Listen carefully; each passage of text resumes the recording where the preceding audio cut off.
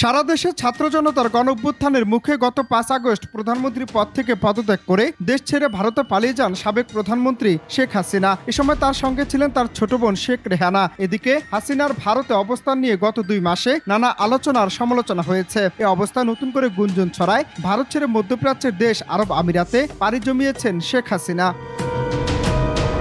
শেখ হাসিনার ভারত ছাড়ার এই সংবাদে সারা দেশ এখন উত্তাল। ঠিক তখনই বিষয়টি নিয়ে মুখ খুললেন তার ছেলে সজীব ওয়াজেদ জয়। সোমবার ৭ অক্টোবর রাতে গণমাধ্যমের সঙ্গে আলাপকালে সজীব ওয়াজেদ জয় বলেন, শেখ হাসিনার ভারত ছেড়ে যাওয়ার খবরটি সঠিক নয়। জয় জানিয়েছেন, আমার মা ভারত ছেড়ে গিয়েছে বলে যে খবর শোনা যাচ্ছে সেটি সঠিক নয়। তিনি এখনও ভারতীয় অবস্থান করছেন।